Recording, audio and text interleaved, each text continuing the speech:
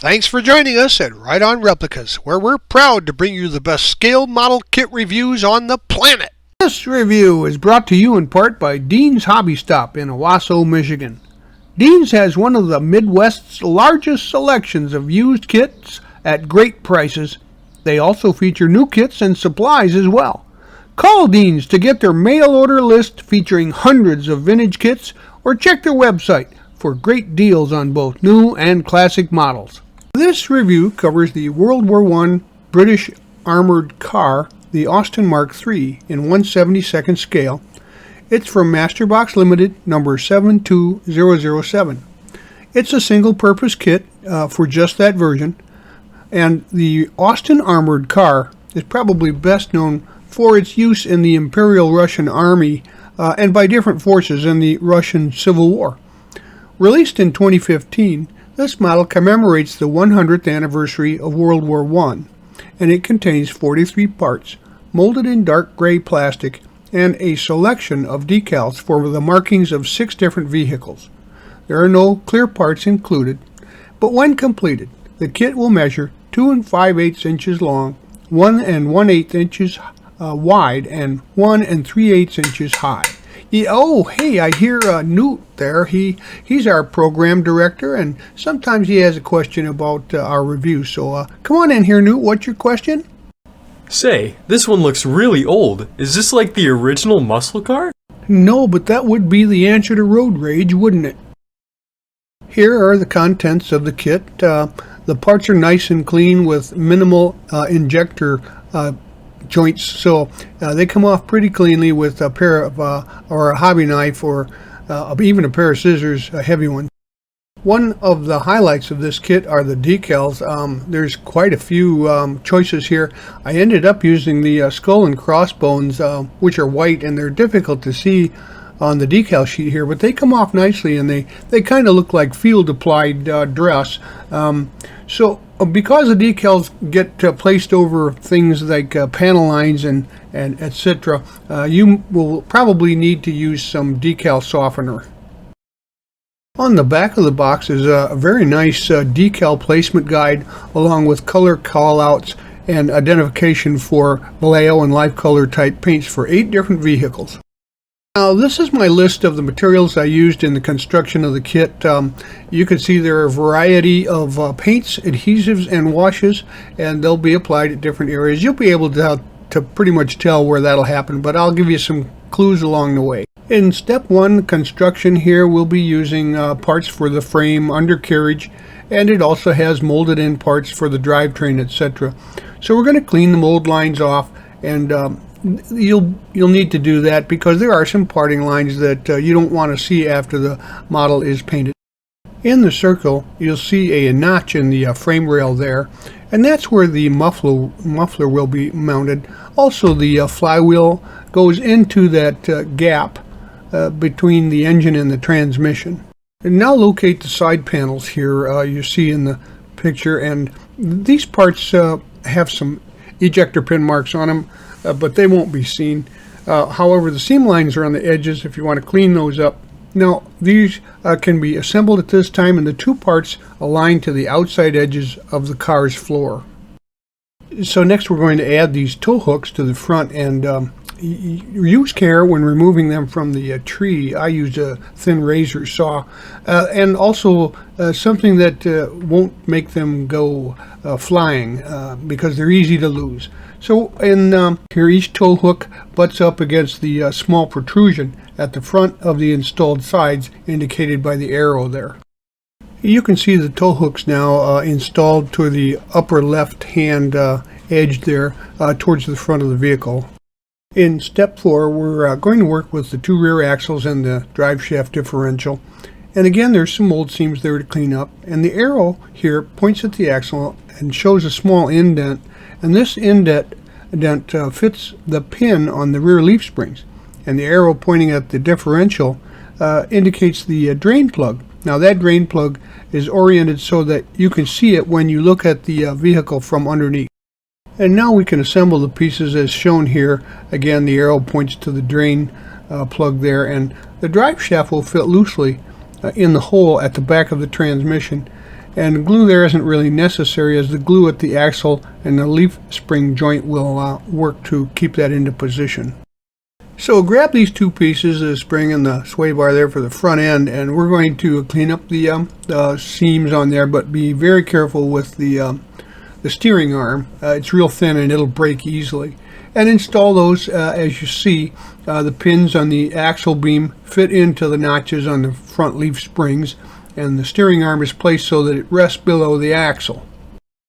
So get these two fenders out here and then clean up the attachment points. And the fenders will rest in a notch on each side, and take care as the glue dries to make sure that they stay properly aligned. We can do a little pre-prep work with the tire and wheels here. And the 4 units have a seam that runs laterally through the tire. I used a jeweler sized triangle file and removed the seams and smoothed those out.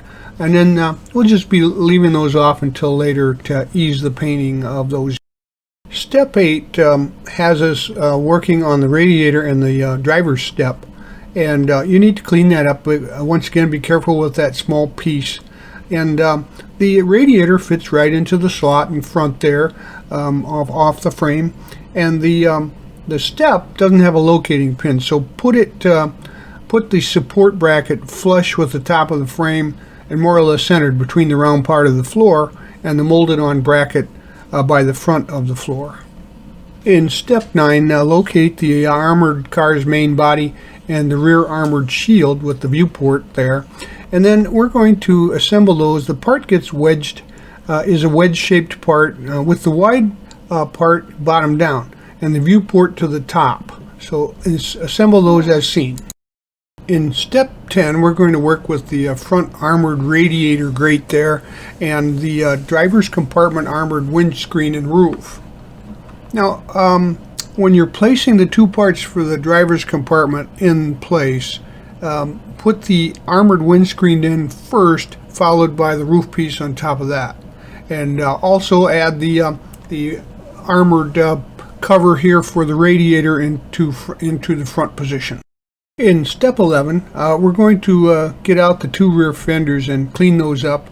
And they are attached to a curved line that's on each side of the main body at the rear. Now, the top view here is showing the molded on fender supports aligning with the rear and the center bolt patterns of the main body.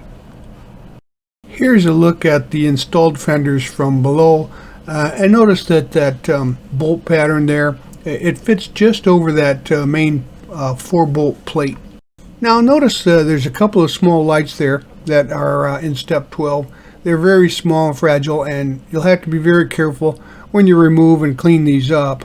Now the bolt lights get attached to a small dimple on the curved side of the body, and use some very fast ultra thin glue and some tweezers ready to put these into place in the right position. So now take a look at your upper and lower sections and locate where the parts fit together, and then we're going to add some glue there and assemble the two halves. And you may want actually to leave off the small lights there, or be very careful you don't knock them off when you assemble these two halves. And then after you put them together, you could put the small lights on at that point too. Now we'll assemble the turrets in step 14. You see the pieces that are here, and if you like, you can use a very small drill bit and a pin vise to drill out the barrel ends. And here at step 14, the barrels can be assembled in the turret so that they can move up and down, and that's totally up to you. Take care to note the orientation of the side shields.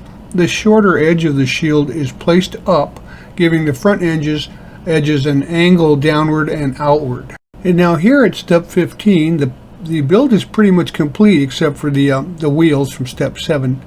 Now there's a good sized seam around the bottom of the turret mounts where the upper and lower sections of the model were joined that kind of need to be filled and sanded. And once that's done, the body, wheels, and turrets can be primed. After the primer has dried thoroughly, you can spray some dry light coats of the khaki color, and then the tires and the undercarriage get painted.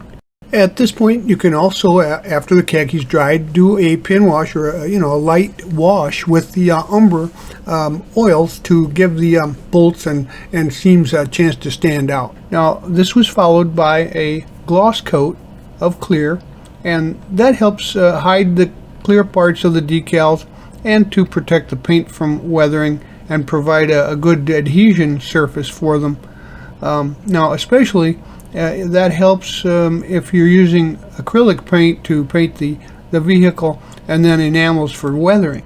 Now, the decals, they had a tendency to curl once you remove them from the backing, so it's easier to just place the decal and backing after they've been wetted and then just kind of slide the backing paper out from underneath it.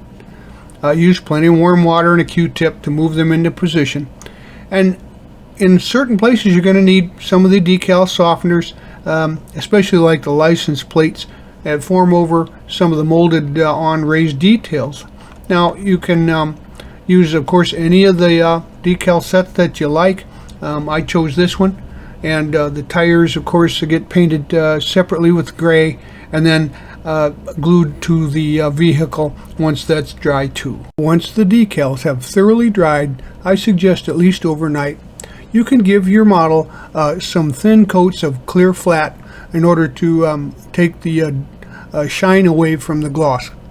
Well, there you have it. It's a nifty little kit from Masterbox, and it certainly displays well for a World War I era vehicle. If I were you, I'd find one and put it on my shelf. Well, we hope you like this step-by-step premium model kit review, and so that you don't miss any more, please subscribe to our YouTube channel. You can do that by clicking on the right hand of any of our reviews, the icon there, or you can find us on Facebook or our website, Right On Replicas. Thanks.